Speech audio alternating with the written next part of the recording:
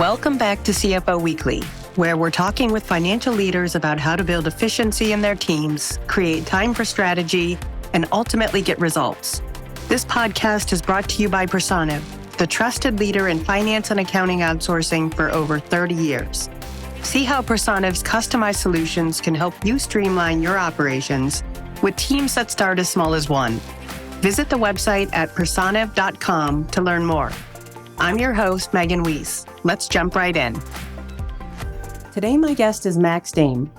Based in San Francisco, Max is a seasoned financial leader who currently spearheads finance and operations at Tesorio, the leading cash flow performance platform. Max, thank you very much for being my guest on today's episode of CFO Weekly. Thank you, Megan. Appreciate it. Happy to be here. Super excited about this. Yeah, today our discussion focuses on the AI-driven CFO and how that relates to net cash flow and the three pillars of financial health. Max, I'm looking forward to hearing your perspective on this topic and learning from your experience, so let's jump right in. Sounds great. First, let's just start with a little bit about you and your background and how you got to where you are today. Yeah, absolutely. My background is mostly in FP&A, so I quote unquote grew up in FP&A at large corporations, including QVC, which was part of Liberty Media, and then moved to a large multinational, Schneider Electric, a French company.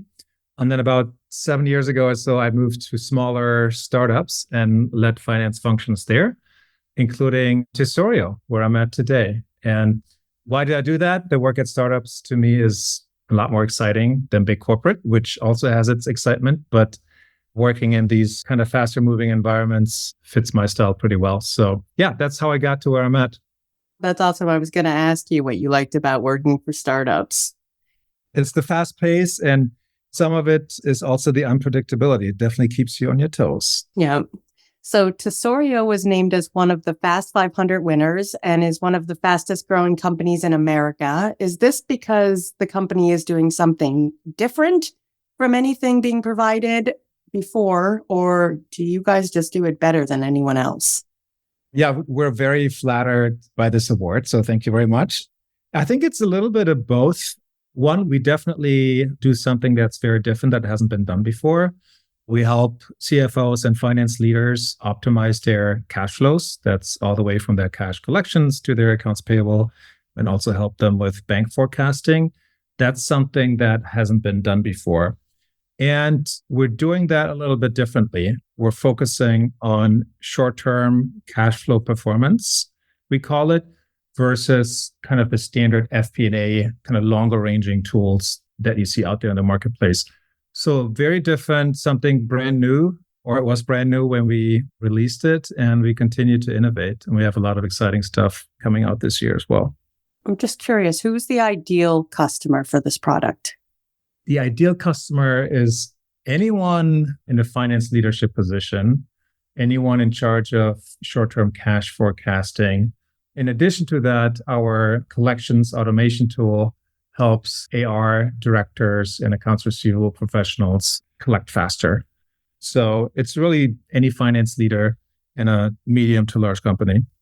And looking back at your time with Tesorio, which I believe you started 2022? That's right. Yeah. It's been almost 2 years. So what's been the decision that you've made during this time that you're most proud of and that you think contributed most to Tesorio's remarkable success? That's a great question. I laugh because I'm not one to toot my own horn, but I think it's a combination. It's a few decisions that I made or I helped the team make. In a relatively small company like ours, venture-backed startup, there's a lot of initiatives that the team wants to move forward with. And one of my biggest accomplishments in my role was helping the team focus on our mission and making sure that we deliver on our mission. Again, there's always 15,000 different initiatives, whether it's product, engineering, sales, everyone has great ideas. And I see it as my role to make sure that we move forward with our mission and stay true to that. And that's been a struggle at times, but I think I've been pretty successful at it. And the results are in the pudding. We've had a fantastic 2023. We ended the year on a really good note, and things are going very well. I like how you give credit to the team That's a good leader. And recently I've heard CFO referred to as Chief Future Officer, among other things. So what responsibilities do CFOs have now that maybe they wouldn't have had 5 to 10 years ago? Yeah, I think that's interesting. I think the CFO or finance leader moving to a more strategic role, quote unquote, that's been going on for 10, 15, 20 years probably. So that's nothing new. But over the past 5 years, what has changed? To me, it's the demands on the job and the demands on the position have changed. Where in the past you could say, hey, we're closing the books. You need to wait for an answer to a request until we're done with the numbers. There's a long process. You don't really have that luxury anymore. You have to move fast and you have to have the answers at your fingertips. And that's something that's really changed.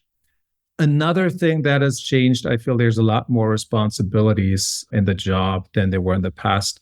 Many finance leaders and CFOs today have a lot of operational responsibilities that were in other departments or had other leaders previously.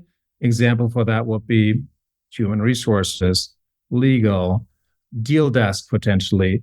Those types of roles in the whole scheme of simplification moved under the office of the CFO in many cases. So many CFOs are de facto COOs at this point, and that comes with a lot of additional responsibility and also risk.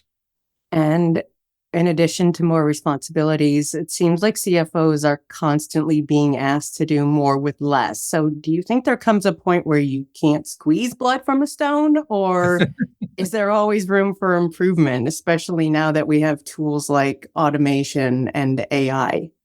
I laugh because I love that question and the way you phrased it. I don't feel like we are necessarily being asked to do more with less. We are asking the organization to do more with less. And in turn, we kind of force ourselves to do the same and lead by example, which we're really tough on ourselves. And in some cases, definitely to a fault where, hey, we want to lead by example. We don't necessarily want to spend incremental dollars, where there are instances where we just have to invest. We have to invest in new systems, new processes, and sometimes people as well. But many finance leaders are very shy about that because, again, they want to lead by example, lead a very lean team, but that can be to a fault where you're missing out on improvements that you could make if you were to invest a few dollars. So to make a long story short, I don't necessarily feel that we're always being forced to more with less, but we're imposing that on ourselves, which I wish people wouldn't always do. And with such a large focus on technology these days within finance and accounting, do CFOs need to be experts in technology and AI? I don't think there's anyone who can claim to be an expert in AI at this stage. Quite honestly, do CFOs need to be experts in technology? In some instances, what I would say is folks need to be aware and very curious, no matter if you're leading a very large organization at a large corporation or you're leading a lean and mean team at a startup. I would want leaders always to be very curious as to what's out there, what's new, and not be shy trying out new things. And I think that's something that's become a requirement, especially over these past 5 years where technology is moving very, very quickly. Us as leaders, we need to be there and understand what's out there and spend a good amount of time testing new things and not be too risk averse trying new things out. Of course, in our jobs, we always have to be careful and balance risk versus potential ROI or cost savings. But it's absolutely up to us to be part of the sea change that I see coming. So definitely be aware of things and not be shy trying new things out. And do you have any advice or maybe sources that you look to stay ahead of the technology curve? Absolutely. Obviously, the typical thing, read up on things as much as you can. But for me personally, I actually like to trial new tools, watch demos myself, rather than asking my team to do it.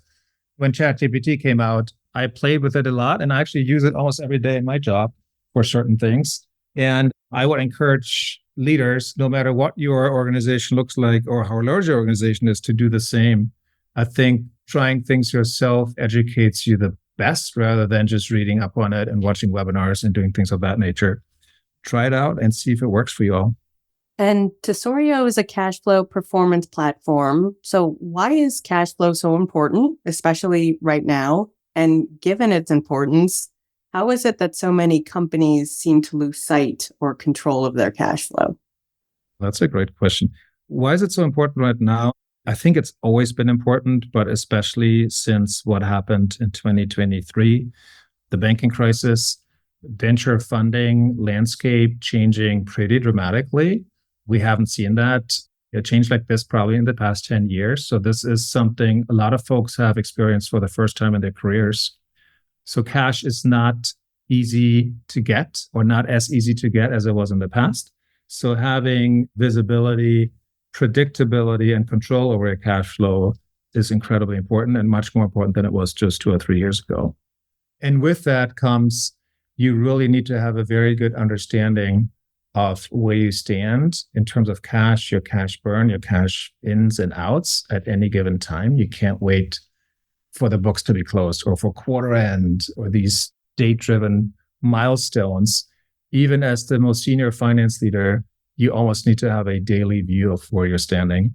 And that's become incredibly important, especially these past 18 to 24 months.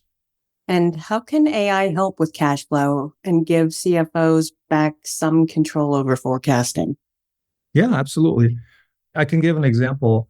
Short-term forecasting, for example, a 13-week or quarter cash sources and uses forecast is one of the most tedious, time-consuming, and labor-intensive things that a finance department is working on at any given time. And that is a fact. We've done some research and some surveys, and it is a very manual process in 90% of organizations today.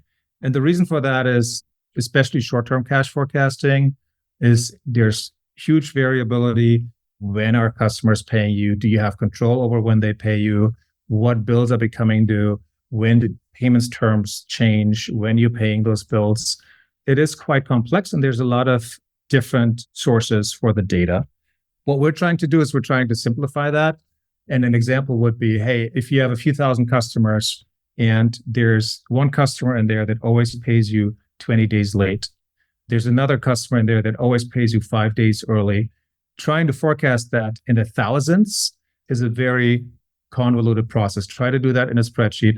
It's possible, but it takes a long time and is very complicated. AI can do that in seconds and provide you the most accurate and up-to-date cash in forecast that you can imagine. And that's something AI can do. And we're there today, which is pretty exciting.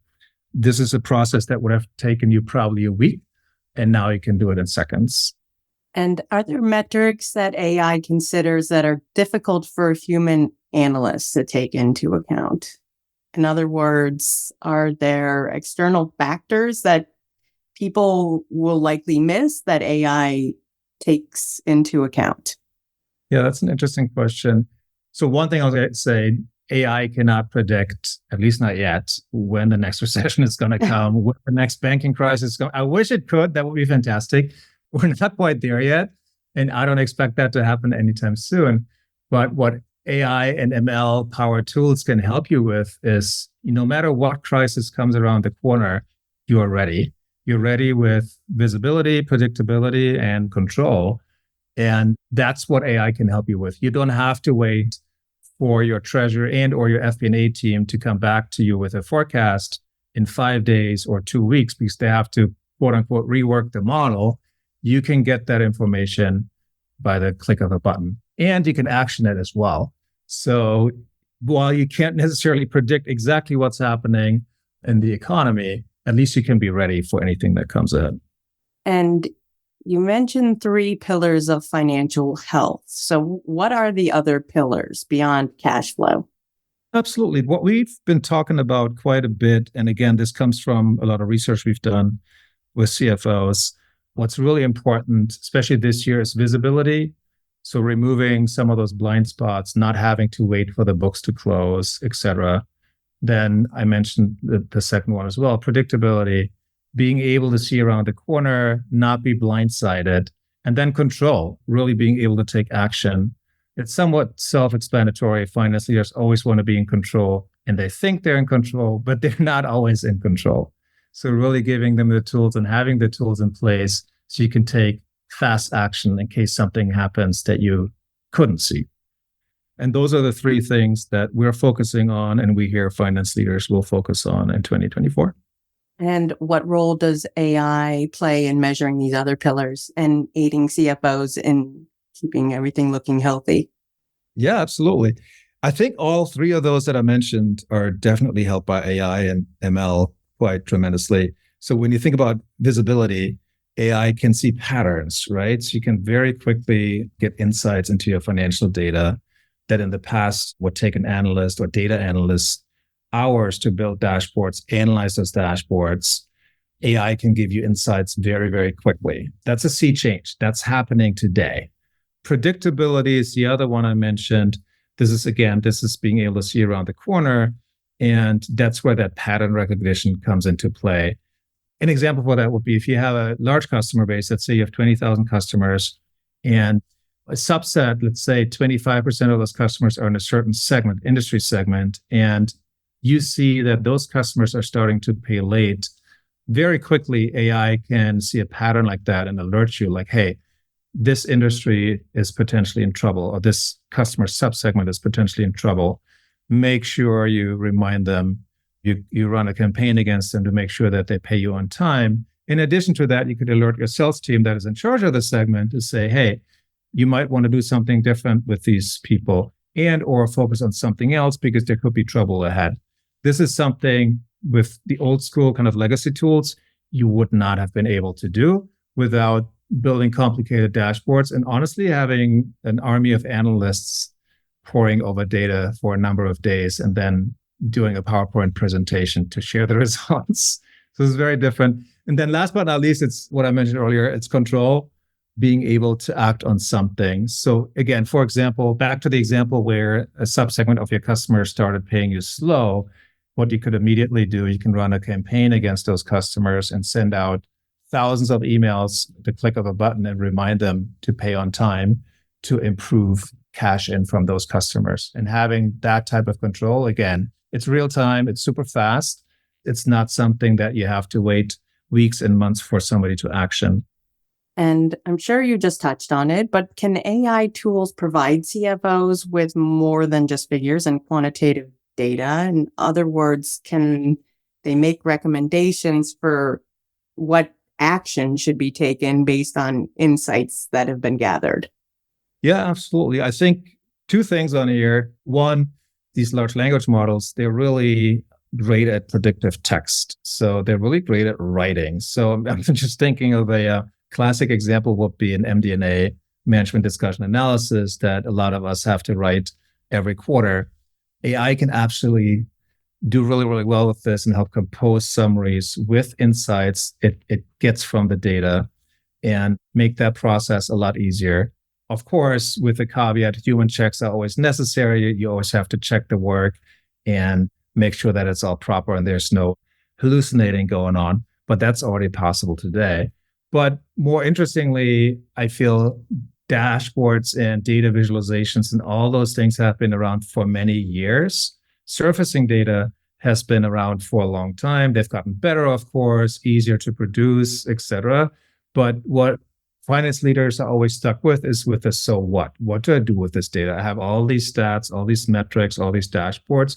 What do I do with that? Again, that's where the pattern recognition really comes in. AI can really help pinpoint focus areas. Like this is, again, a subsegment of your customer base that is potentially having issues. That's something you should focus on. Those are things that took analysts a long time, and AI can go through the data in seconds and provide you with those insights and actionable recommendations. And that's new. That wasn't available just a few years ago. I'm pretty excited about this. People always ask, like, hey, will this replace humans? Will this replace analysts or accountants, whatever it might be? I don't think so. I think it will change jobs for sure. And jobs will become more interesting, actually, as a result of this. Because, again, you can take a lot more strategic action rather than just producing numbers. which, yeah, I think it's quite exciting. It's a very exciting time to be in finance. Yeah, it definitely is. I can't wait to see where we are 3 to 5 years from now. Absolutely. It's going to be a different world. So last question, but as you look into the future, is there anything that keeps you up at night? Are you worried at all about what's around the corner? Oh, that's a great question. You know what, Megan? Sleep is very important to me. So To me too. I sleep most nights very well at night. So that's the answer to that. But is there anything worrying? Honestly, I'm an optimist. I'm super excited of what's ahead, what some of these tools can do, how jobs will change. I'm not super worried about things going away. I just think things will become more interesting and more efficient. So yeah, it's an exciting time. I don't think we've seen a sea change in technology like this in our lifetimes. Spreadsheets have been around since before most of us were born, but this type of intelligence, quote unquote, has never been available to us. So I just think it's exciting. I agree. Max, thank you so much for being my guest today. Of course, my pleasure. And thank you so much for having me. Yeah, I've really enjoyed speaking with you. And thank you for finding the time to be here with us today to share your experience and knowledge. And I wish you and Tesorio all the best. Thank you so much. And same to you. And to all of our listeners, please tune in next week. And until then, take care.